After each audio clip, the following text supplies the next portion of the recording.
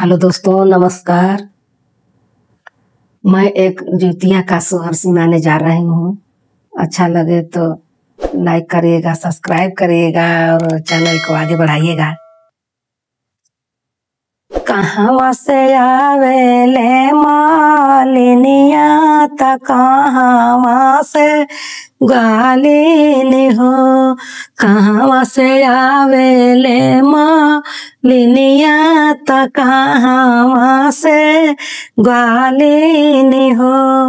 साखी कहाँ से आवे नीरानिया तजती या बरत कर हो।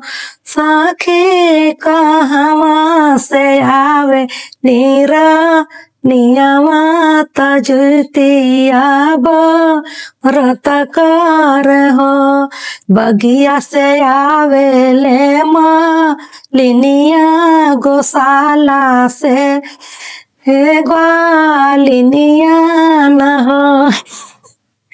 बगिया से आवेले मालिनिया गौशाला से ग्वालिनिया न हो।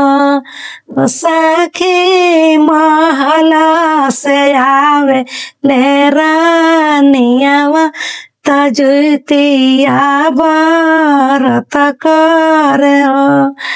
सखी महला से आवे नीरानिया तजतिया बरत कर हो। काइली आवेली मालिनिया तकाई हो ग्वालिनिया न। काइली आवेली मालिनिया तकाई हो ग्वालिनिया न हो।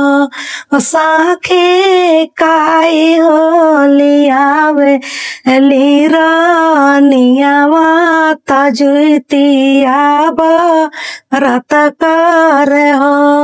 साखी काई हो लियावे लीरानिया तजतिया बरत कर हो। फूला वाली आवेली मालिनिया तदहिया ग्वालिनिया न हो।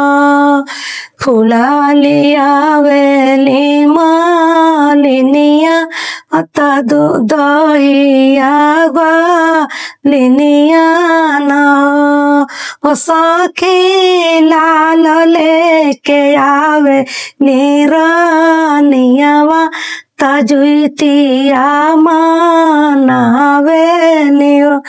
साखी लाल लेके आवे लीरानिया तजतिया मनावे नियो।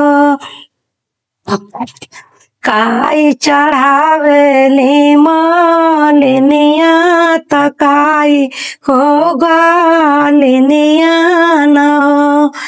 काई चढ़ावेली मालिनिया तकाई हो ग्वालिनिया न हो। साखी काई हो चढ़ावे नीरानिया तजती या बरत कर हो। साखी काई हो चढ़ावे लीरानिया तजतिया मनावे हो। केलावा चढ़ावेली मालिनिया तसेऊ हुआ ग्वालिनिया न हो। केलावा चढ़ावेली मालिनिया तसेऊ हुआ ग्वालिनिया न हो। ओ साखे बर्फे चढ़ावे लीरानिया तजतिया नावेली हो। साखे बर्फे चढ़ावे निरनियवा त जुतिया नावेली हो। जुतिया हे पूजे जब गईनी निहुरी गोड़वा लागेली हो। ओ मैया दे तू अपनिया शिशिया हो जुतिया हम करवाई हो।